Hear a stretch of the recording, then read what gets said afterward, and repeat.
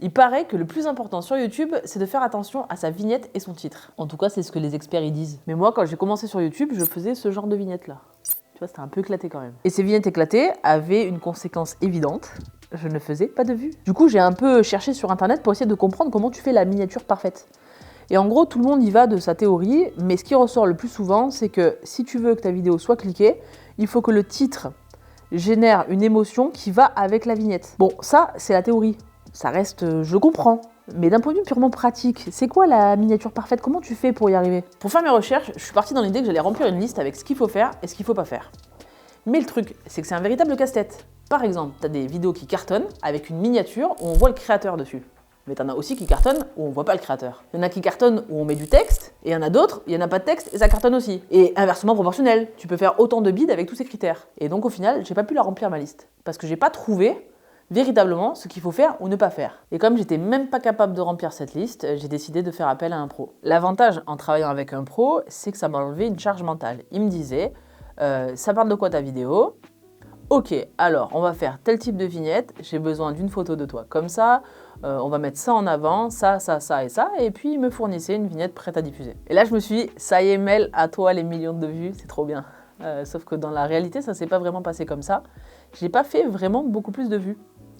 Je dirais même que sur certaines vidéos c'était même pire. Donc je me suis rendu compte qu'au final, ce que je comprends dans l'histoire, c'est que je fasse mes vignettes moi, ou que je les fasse faire à un professionnel avec son propre style. Certes, c'était bien mieux exécuté que moi, c'était beaucoup plus chiadé, les images étaient beaucoup plus belles, mon visage était plus lisse, tout ça, mais ça n'impactait pas directement sur le nombre de vues. Donc je reviens au même point, je ne fais toujours pas de vues à cause de ces vignettes. L'autre paramètre qu'il faut prendre en compte, c'est qu'au plus ta chaîne est grande, au plus le travail sur ta vignette a de l'impact. Mais à mon niveau, même si je fais des vignettes super stylées à la Inoxtag, ça ne marchera jamais. Au final, en faisant appel à un professionnel, alors certes, je gagnais du temps, mais à côté de ça, j'avais pas plus de vues, et puis ça me coûtait de l'argent. Donc c'était pas la bonne équation, en tout cas pour le niveau de ma chaîne. Mais l'avantage quand tu te manges échec sur échec sur échec, c'est que tu apprends à chaque fois plein de choses. Du coup, depuis quelques semaines, je teste une nouvelle stratégie. C'est moi qui fais les vignettes, mais maintenant j'applique certaines choses que j'ai apprises tout au long de mes recherches.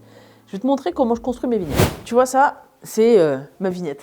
J'ai identifié 4 ingrédients qui, une fois mis sur ma vignette, m'aident à travailler mon identification et mon branding. Le numéro de l'épisode, parce que comme je fais des vlogs, l'avantage c'est que quand tu vois la vignette, si tu vois par exemple numéro 54, tu te dis il y a peut-être un 53, un 52, un 51. Donc si les gens ont kiffé, ça va leur donner envie de remonter en arrière. Mais ça leur montre aussi que je viens pas de débarquer, que je suis là depuis un petit moment. Le deuxième point, c'est ma tête.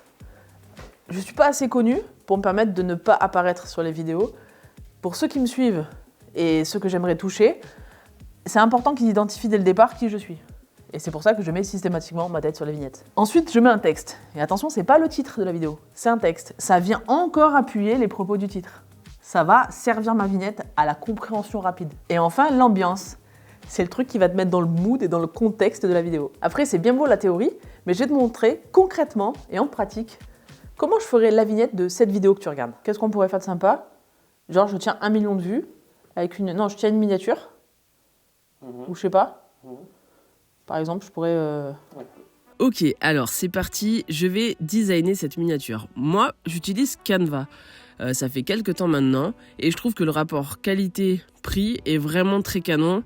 Moi qui ai eu pendant des années des abonnements sur Photoshop, là je trouve que ça peut servir pour plein d'usages dans mon travail. Pour gagner du temps à chaque vidéo, je me suis créé un petit template. J'essaie de trouver un bon équilibre pour que rien ne se cannibalise, aussi bien le texte que la photo, que le fond et que le numéro. En général, ce que j'aime bien, c'est faire une photo en situation. Je trouve que c'est un gros avantage parce que ça crée un lien avec le contenu de la vidéo. Je retravaille toujours un petit peu la photo pour qu'elle contraste bien avec le reste de la composition. Je rajoute quelques petits effets waouh.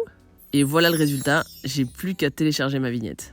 Donc maintenant, c'est l'heure du bilan. Alors avant, je me prenais grave la tête pour faire ces miniatures. J'y passais un temps de dingue, ça me coûtait du fric, et à chaque fois, j'essayais d'imaginer des concepts créatifs de malade pour au final avoir des résultats pourris. Maintenant, depuis que j'ai mis en place ce nouveau process, le premier avantage, c'est que je vais super vite. Moi, comme je sors 2 à 3 vidéos par semaine, ça me permet de faire mes vignettes toute seule et rapidement. Le deuxième truc, c'est que ça me coûte pas d'argent, puisque je les fais toute seule et depuis mon bureau. Et enfin, au niveau des résultats, c'est plutôt pas mal, parce que finalement, ces vignettes, elles collent avec le style de mes vidéos, les vlogs, Et ça, c'est plutôt une bonne chose. Et le truc dans tout ça, c'est que depuis que je fais les miniatures moi-même, eh bien, je vois pas de baisse de mes vues. J'ai même plutôt tendance à voir l'inverse. Donc c'est peut-être aussi ça qui joue. Bon bah voilà, amuse-toi bien, travaille bien.